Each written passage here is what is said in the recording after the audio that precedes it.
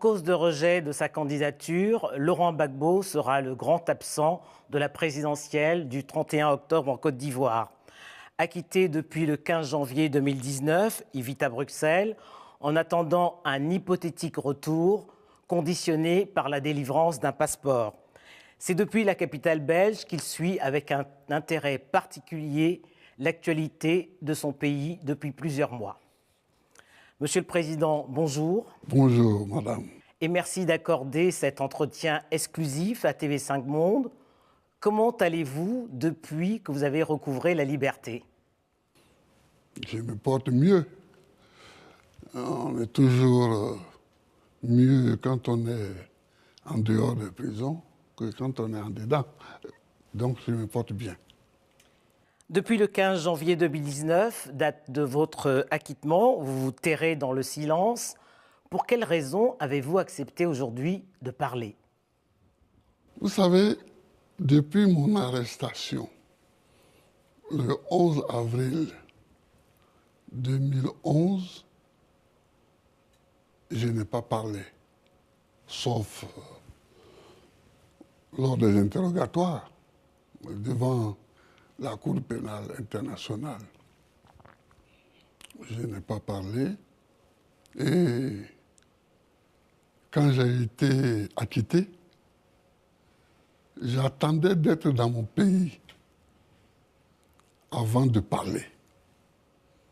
J'attendais d'être en Côte d'Ivoire avant de parler. C'est pourquoi depuis, je ne parlais pas. Mais aujourd'hui, la date du 31 octobre approche.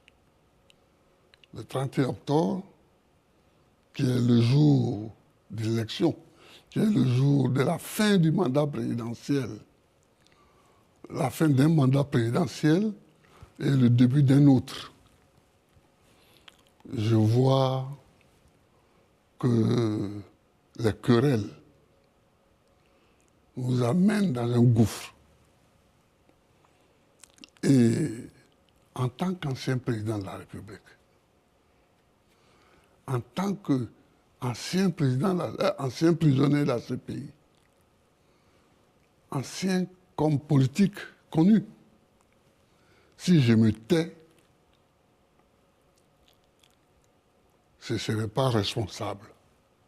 Donc j'ai décidé de m'exprimer pour donner mon point de vue sur ce qui se passe en ce moment en Côte d'Ivoire et donner ma direction, celle qui me semble bonne. Alors on y reviendra, Monsieur le Président. Pour la présidentielle du 31 octobre, vous n'aviez pas fait acte de candidature, mais vos partisans ont déposé un dossier qui a été rejeté. Est-ce que vous avez été surpris par le rejet de votre candidature parce que vous ne remplissiez pas toutes les conditions? Madame, j'ai fait acte de candidature parce qu'une candidature ne peut pas être déposée sans l'accord de celui qui est candidat. Oui, mais quand je voulais dire que ce n'est pas vous-même qui avez déposé votre dossier comme l'ont fait tous les autres candidats. Oui, mais parce que j'étais loin. J'étais à 6 heures de vol d'avion de la Côte d'Ivoire. Donc, mais j'ai été candidat et ma candidature a été rejetée. Mais vous ne remplissiez pas, Monsieur le Président, toutes les conditions pour être candidat. C'est ce qu'on dit. C'est ce qu'on a dit. C'est ce qu'on a dit. Nous étions 44 candidats. On a rejeté 40 candidatures. Vous voyez un peu. Donc, je trouve ça un peu enfantin. Je trouve ça un peu enfantin.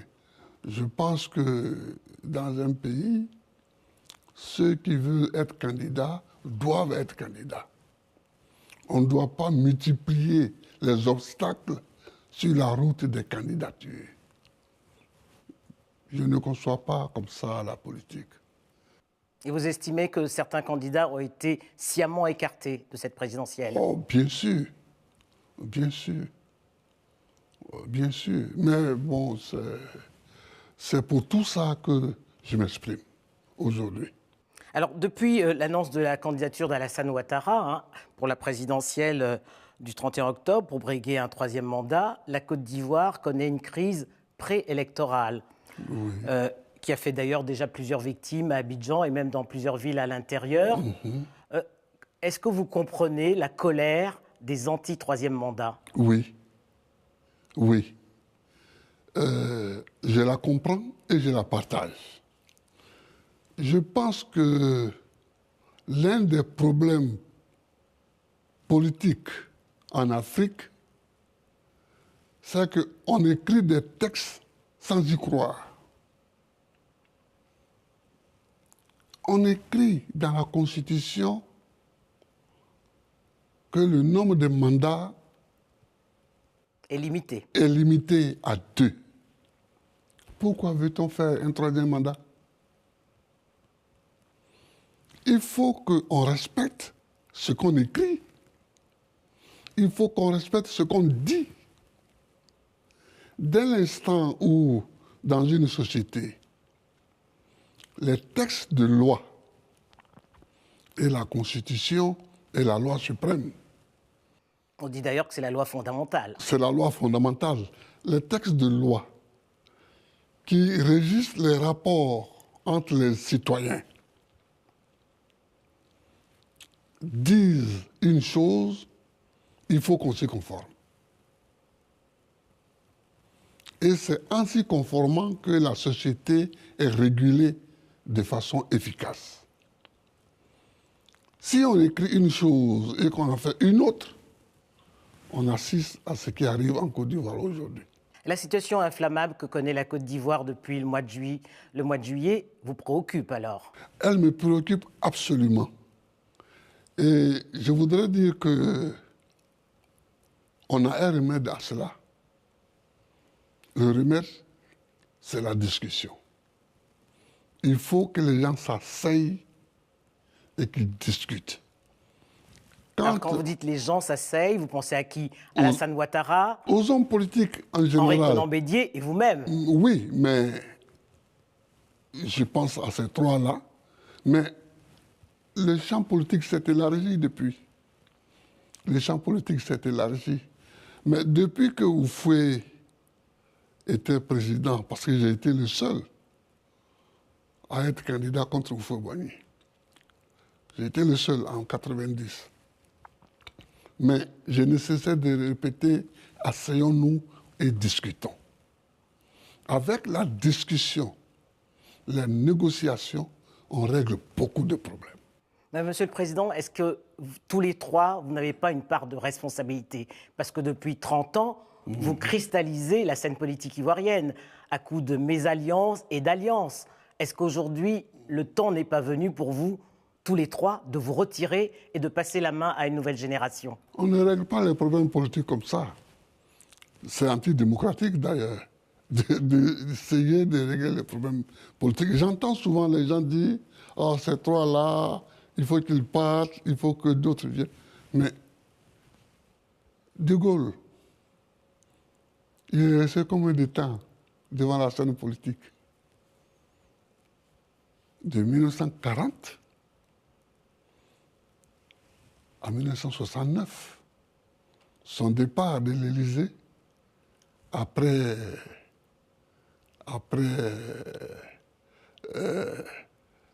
la défaite du référendum qu'il avait initié, François Mitterrand, il est resté combien de temps? 14 ans. Bon, non, 14 ans à l'Élysée. À l'Élysée, au pouvoir. Oui, oui, mais au devant de la scène politique, François Mitterrand était ministre depuis les années 40, 50, puis il est passé dans l'opposition, puis il est devenu président. Monsieur Chirac... Mais comparaison n'est pas raison, Monsieur le Président, parce que la situation de la Côte d'Ivoire est particulière, et vous le savez, depuis 1999, date du premier coup d'État, tous les trois, vous occupez la scène politique. Et aujourd'hui, ce qu'on entend, c'est que la jeunesse se dit « passer la main à une nouvelle génération ». La jeunesse ne dit rien du tout. Ce sont les autres qui parlent pour notre jeunesse. Mais je ne voudrais pas focaliser la discussion sur ce point, parce que, bon, Moi, j'ai été bien en prison une décennie et la vie a continué. Donc, la vie peut continuer sans nous. Donc, mais je veux dire que poser le problème en ces termes-là, c'est encore tromper les Ivoiriens en leur disant, si ces trois-là s'en vont, tous les problèmes sont réglés. Or, non. Peut-être pas tous les problèmes, mais Oui, une oui. grande partie des problèmes. Alors, qu'est-ce que vous proposez pour renouer les fils du dialogue entre Alassane Ouattara et les principaux leaders de l'opposition dont vous faites partie? Oui, c'est-à-dire que il faut une auto-éducation. Il faut que les gens comprennent que dans la démocratie, on se donne des règles. On n'est pas d'accord. Dans la démocratie, d'abord, on se rend compte qu'on n'est pas d'accord. C'est la première chose qui fonde la démocratie. On n'est pas d'accord. Mais on vit ensemble dans un pays. En bonne intelligence. Oui, donc on doit vivre en bonne intelligence. On doit se donner des règles. On doit se donner des règles.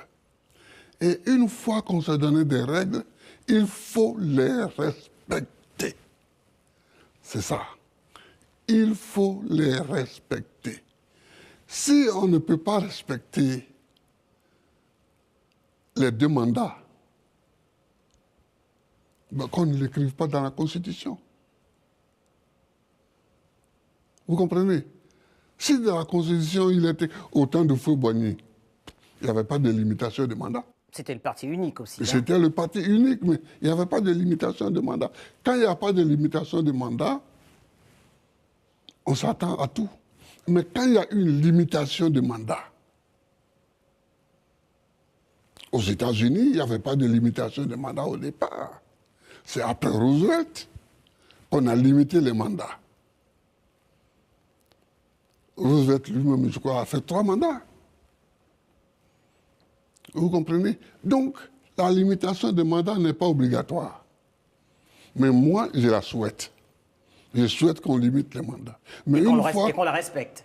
Oui, mais une fois qu'on a limité les mandats, il faut, dans la Constitution, il faut qu'on respecte cette limitation des mandats. Alors, face à ce qu'elle appelle justement la dérive du pouvoir, hein, l'opposition ivoirienne fait bloc, et elle appelle à la désobéissance civile, Oui. un mot d'ordre que Alassane Ouattara n'entend pas, puisque ça ne l'a pas fait reculer. Et d'ailleurs, ses partisans au RHDP disent du 31 octobre, un coup KO, une victoire au premier tour. Bien sûr. Qu'est-ce qu'il faut, qu'est-ce qui nous attend au lendemain du 31 octobre? La catastrophe. Ce qui nous attend, c'est la catastrophe. Et c'est pourquoi je parle. Il faut qu'on sache que j'ai parlé. Il faut qu'on sache que je ne suis pas d'accord pour aller pièce de point lié à la catastrophe. Pour qu'on sache que j'ai dit qu'il y avait autre chose à faire. Il faut discuter. J'ai été élu président de la République le 22 octobre 2000. Le 19 septembre 2002, c'est-à-dire moins de 2 ans après, une rébellion éclatait. Il y avait 2 choix. Ou bien choisir la lutte militaire à outrance contre les rebelles, ou bien négocier. Vous avez choisi de négocier avec les accords de Marcoussis. J'ai choisi de négocier. Avec les accords de Marcoussis. Il y a eu les accords de Marcoussis. De Ouagadougou. Il y a eu la réunion de Kléber. Il y a eu 3 réunions à Accra. Et Ouagadougou. Il y a eu... Ouagadougou, c'était la dernière, le dernier accord. Il y a eu des négociations à Lomé. Il y a eu 2 réunions à Pretoria. En Afrique du Sud. En Afrique du Sud. Vous voyez, il y a eu plusieurs réunions partout. Même la veille du jour du deuxième tour, j'étais au deuxième tour contre Alassane Ouattara. C'était un dimanche. Mais la veille, le samedi, nous négocions encore. Blaise Compaoré, le facilitateur, est venu ce samedi. Nous avons passé la demi-journée à négocier et il est reparti à la nuit tombante. Vous comprenez? Donc, une négociation, elle s'impose quand il y a une crise. À ce propos, Monsieur le Président, qu'avez-vous pensé des missions de bons offices conduites par la CEDEAO et du mutisme de l'Union africaine? Je voudrais pas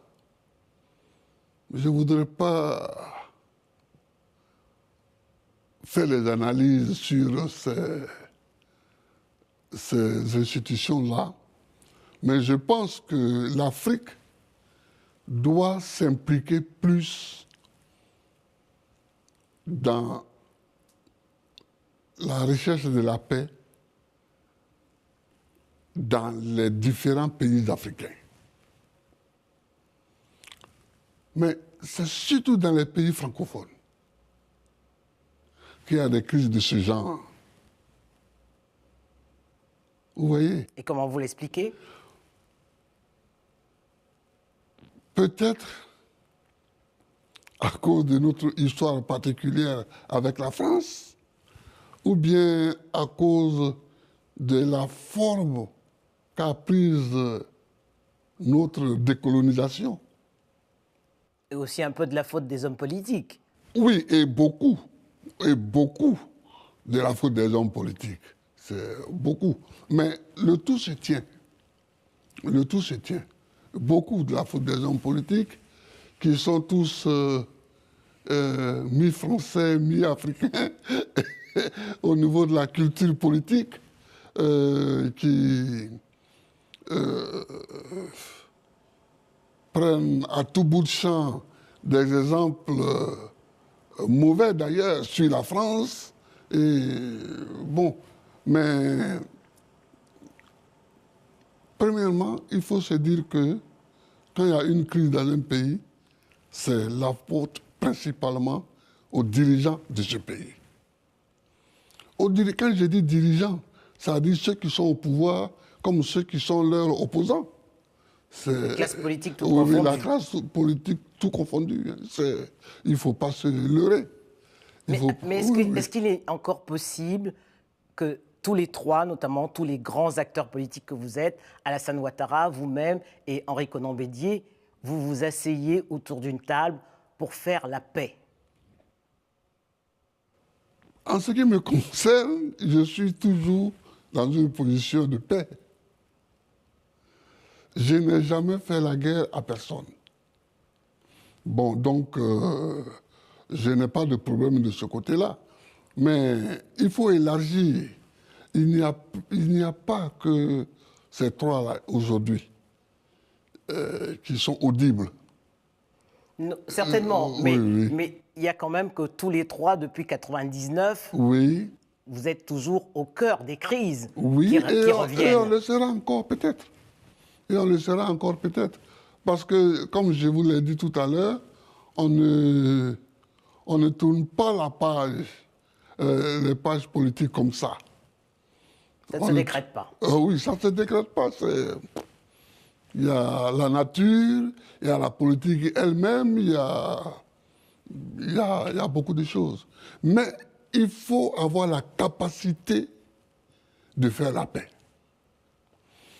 Et faire la paix, faire l'union, ça ne veut pas dire se réunir dans un magma qu'on appelle gouvernement d'union nationale.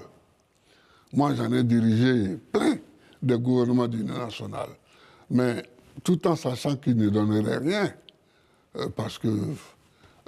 Fouette disait que la paix, ce n'est pas un mot, c'est un comportement. C'est un comportement. Il faut avoir un comportement de paix. C'est-à-dire, ce qui se passe c'est le non-respect des règles qu'on se donne. Vous savez, si on se donne des règles, qu'on les respecte, les mêmes peuvent être là jusqu'à 80 ans, 90 ans. On ne le sentira même pas. Parce qu'on respecte les règles. Donc il n'y a pas de crise. Mais si on se donne des règles, et qu'on les foule aux pieds, respecte, même si les messieurs ont 40 ans, ou les messieurs ont 40 ans ou 45 ans, ils vont agacer. Vous comprenez, madame? Ce n'est pas donc une question d'âge biologique, c'est une question d'âge intellectuel politique. Il faut... Et presque de moralité également. Et de moralité également. Il faut que les Africains, en général, respectent leurs paroles. Respectent leurs paroles, respectent leurs écrits. Leurs écrits, surtout la Constitution. Aujourd'hui, la cause de ce qui se passe là, c'est le non-respect de la loi fondamentale. De la loi fondamentale. C'est ça qui est c'est pas parce que des candidats ont été éliminés, mais c'est le non-respect de la Constitution. Dans un monde idéal, Monsieur le Président, vous, après votre acquittement, vous seriez rentré en Côte d'Ivoire. Oui. Mais est-ce que vous comprenez le fait que les autorités ivoiriennes ne vous aient pas accordé votre passeport, vous, en tant qu'ancien président de la République? Je ne les comprends pas. Enfin, je les comprends. Mais c'est une mauvaise manière de vivre, ça. Ça fait partie des règles non respectées. Parce que même dans nos villages, quel que soit le pays africain, quelqu'un qui vient de prison, on ne lui interdit pas de rentrer dans son village. On lui dit d'abord Yako. Oui, on vient et on lui dit d'abord Yako. Chacun lui apporte du riz, de l'huile, de la viande, etc., etc., etc. Et si on a des problèmes à régler avec lui, après qu'il se soit installé, on les règle. Mais Alassane Ouattara affirme que les choses seraient en train de s'arranger et il suffirait que vous en parliez tous les deux. Mais alors, où et quand? Salut le président. Moi, je ne suis qu'un prisonnier. Un ex. Oui, mais tant que je ne suis pas rentré chez moi, je me considère encore un tout petit peu comme un prisonnier. J'ai été acquitté, mais tant que je ne suis pas rentré dans mon pays, cet acquittement a un goût d'inachevé. Vous comprenez, madame? Voir l'ex-président de la République aller dans l'ambassade de Côte d'Ivoire demander un passeport, c'est un peu honteux pour le pays, non? En effet. C'est un peu honteux pour le pays. Il y a des choses qui se font quand on est éduqué, quand on est civilisé, quand on mène une politique correcte. Vous diriez qu'Alassane Ouattara manquait d'élégance à votre égard? Beaucoup d'élégance. Il manque vraiment d'élégance. Il manque d'élégance, mais bon, on ne refait pas un homme. Hein. On ne refait pas un homme, mais ce n'est pas grave ce qui me concerne personnellement. C'est ce qui concerne le pays qui est grave. Moi qui me donne mon passeport ou pas, si je veux rentrer au pays, je rentre. Parce que pour rentrer chez soi, c'est pas compliqué. Mais je ne veux pas rentrer et provoquer des palabres, comme on dit. Provoquer Des tensions. des tensions, des antagonismes. Une fois au pays, voilà, les militaires sont là, devant le domicile de Gbagbo, les policiers sont ici. Je ne veux pas provoquer ça. C'est pourquoi je ne suis pas rentré. Sinon, rentrer dans mon pays, c'est facile. C'est facile. Même quelqu'un peut me donner un passeport. C'est un autre pays. Un autre pays peut me donner un passeport avec lequel je peux rentrer. Mais est-ce que vous accepteriez la main tendue d'Alassane Ouattara aujourd'hui pour régler cette question, notamment du passeport? Mais on n'a pas besoin de négocier pour ça, pour le passeport. C'est un droit. Mais c'est un droit. Un droit, ça ne se négocie pas. Ce qu'il faut négocier, c'est la paix qui est menacée en Côte d'Ivoire. C'est ça qu'il faut négocier.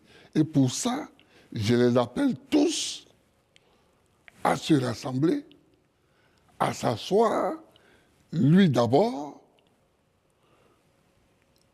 parce qu'il peut beaucoup, puisque ce n'est pas lui que la faute est venue. La faute de violer la Constitution est venue. Donc, lui d'abord, il ne faut pas faire comme si tous les autres ont commis une faute. C'est lui qui a commis la faute. Parce que c'est lui qui n'a pas respecté la Constitution. Il faut le dire très, très clairement. Et donc, les autres qui se révoltent parce que leur bien commun a été déchiré, leur bien commun qui est la Constitution a été déchiré, eux, on ne peut pas leur imputer la même faute qu'à lui. La faute majeure, c'est lui. Et il faut le dire clairement. Il faut le lui dire clairement. Vous comprenez, madame? Voilà. Dans les années 90, vous avez affronté le président Félix Houphouët-Boigny, vous le rappeliez d'ailleurs tout à l'heure, pour obtenir le pluralisme politique.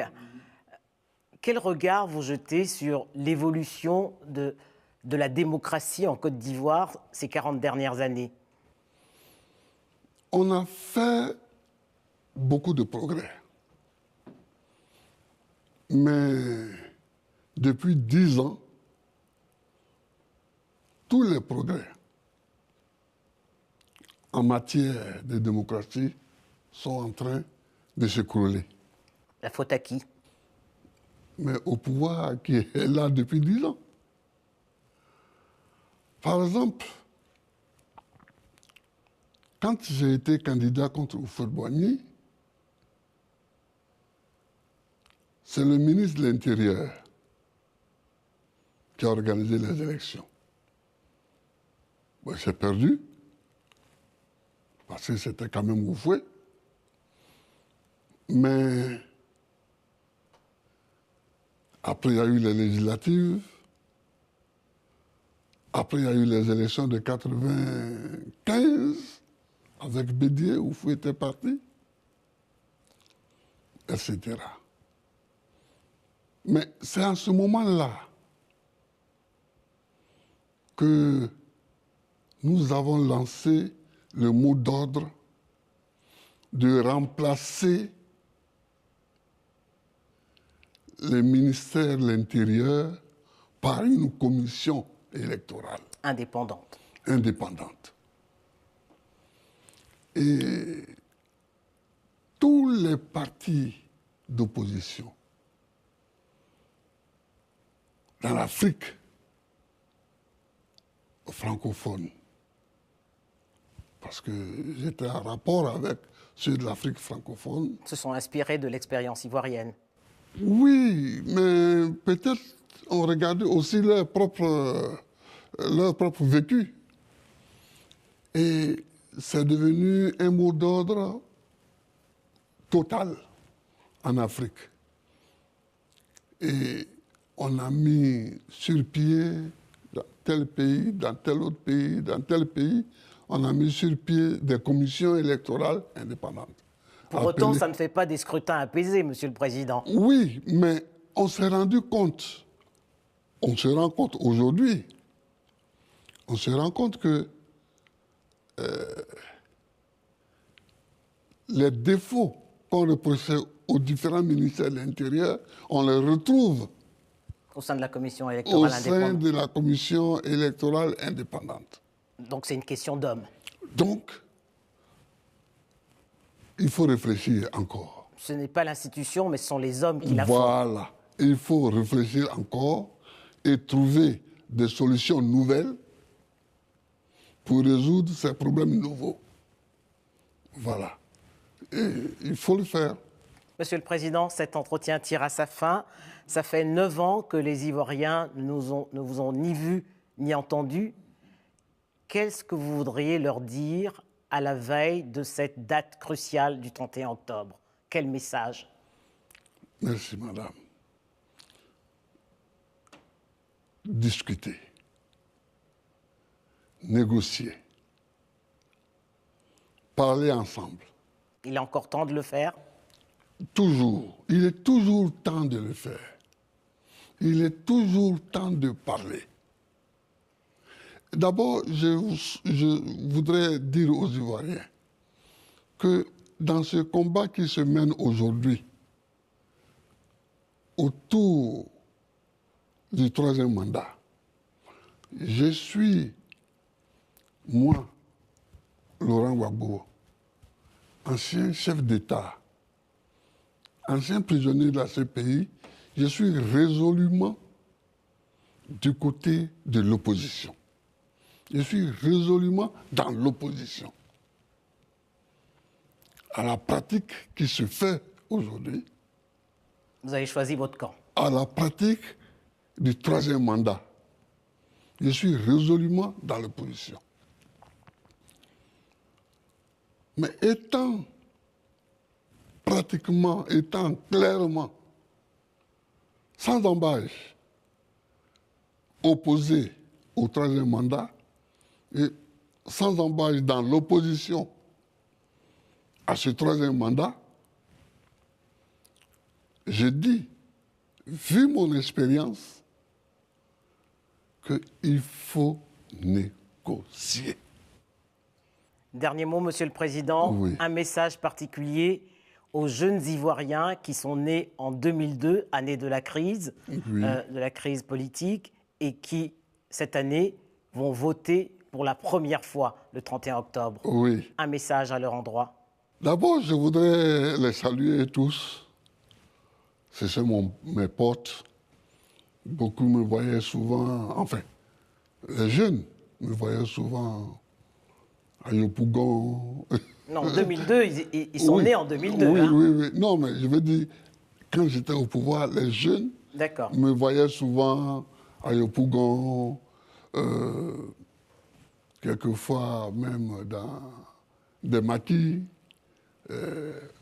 dans des bars, etc. Mais ces jeunes-là, ils ont 18 ans cette année. Ils ont 18 ans cette année. Je voudrais leur dire que c'est moi qui ai mis l'âge de vote à 18 ans. Parce qu'avant que je n'arrive au pouvoir, l'âge de vote était à 21 ans. Quelquefois, je me demande si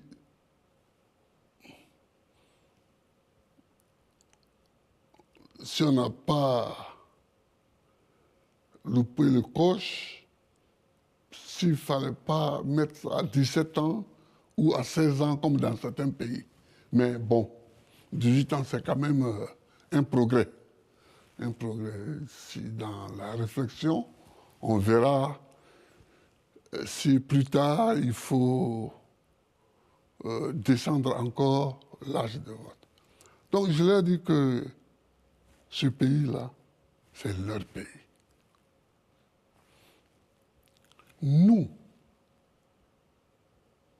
qui avons aujourd'hui un certain âge, mais surtout nous, qui sommes de cette classe politique qui a géré le pays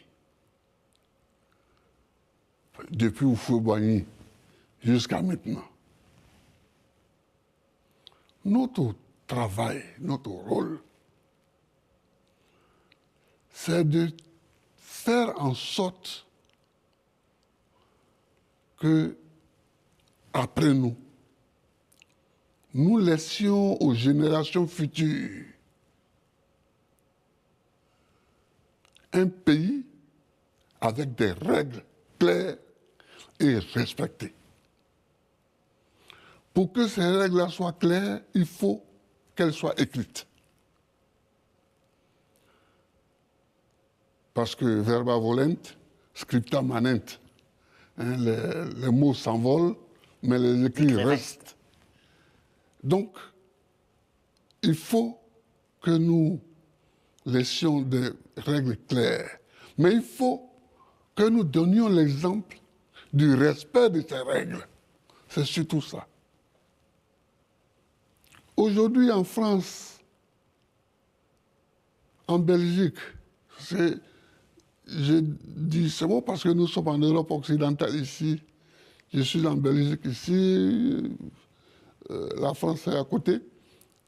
Quand on annonce la date d'une élection, elle ne résonne pas, cette date-là, comme une guerre civile qui approche. Il n'y a pas de guerre civile qui approche, parce qu'il n'y a pas de règles nouvelles.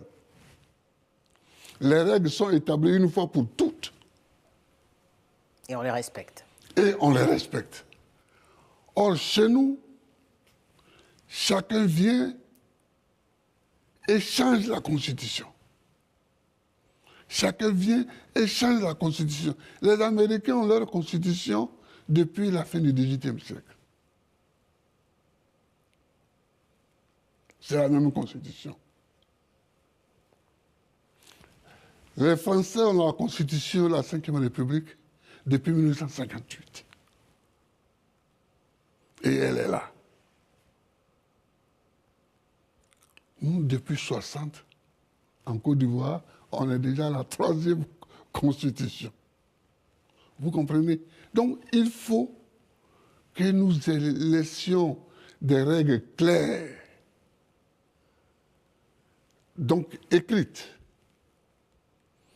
et surtout que nous laissions l'exemple des gens qui respectent les règles.